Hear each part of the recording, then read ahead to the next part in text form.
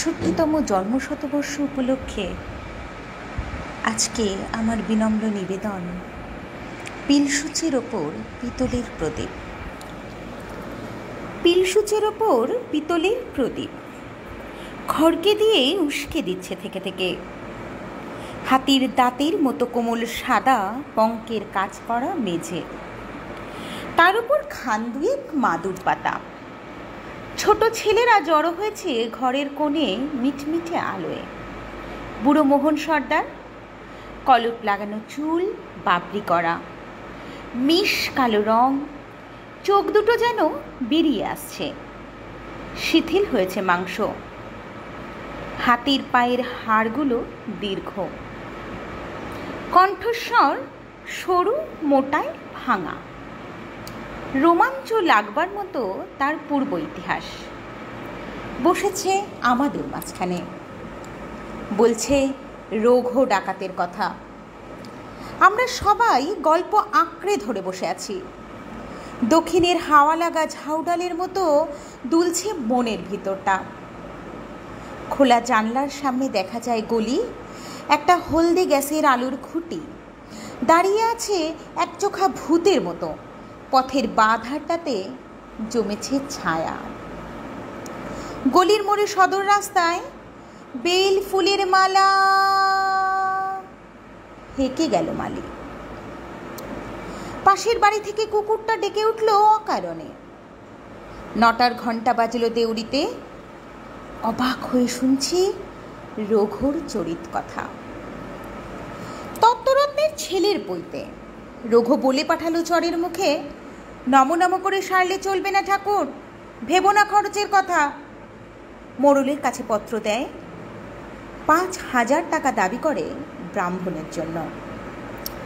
রাজার খাজনা বাকির দায়ে বিধবার বাড়ি যায় বিকিয়ে। হঠাৎ দেয়ানজির ঘরে হানা দিয়ে দেনা শোধ করে দেয় রঘু। বলে, অনেক গরিবকে দিয়েছ ফাঁকি, কিছু হালকা হোক তার বোঝা। একদিন তখন মাঝ রাত্রির, ফিরছে রঘু লুটের মাল নিয়ে। নদীতে তার ছিপের নৌকা, অন্ধকারে বটের ছায়ায়। পথের মধ্যে শোনে পাড়ার বিয়ে বাড়িতে কান্নার ধ্বনি। বর ফিরে চলেছে বচসা করে, কনের বাপ পা আঁকড়ে ধরেছে বরকর্তার। এমন সময় পথের ধারে ঘন বাঁশবনের ভেতর থেকে হাঁক উঠল, রে রে রে রে রে রে রে রে রে রে রে রে রে। আকাশের তারাগুলো যেন উঠল থরথরিয়ে। সবাই জানে রঘু ডাকাতের পাঁজর ফাটানো ডাক। বরশুদ্ধ পালকি পড়ল পথের মধ্যে। বেহারারা পালাবে কোথায় পায় না ভেবে ছুটে বেরিয়ে এলো মেয়ের মা। অন্ধকারের মধ্যে উঠল তার কান্না, দোহাই বাবা, আমার মেয়ের জাত বাঁচাও। রঘু দাঁড়ালো জমদূতের মতো। পালকি থেকে টেনে বের করলে বরকে। বরকর্তার গালে মারলে এক প্রচণ্ড চড়। পড়ল সে মাথা ঘুরে। ঘরের প্রাঙ্গণে আবার শাঁখ বেজে উঠল, জাগলো উলুধ্বনি। দলবল নিয়ে রঘু দাঁড়ালো সভায়। শিবের বিয়ের রাতে ভূত প্রেতের দল যেন। উলঙ্গ প্রায় দেহ সবার, তেল মাখানো সর্বাঙ্গ, মুখে ভূষর কালি। বিয়ে হলো সারা।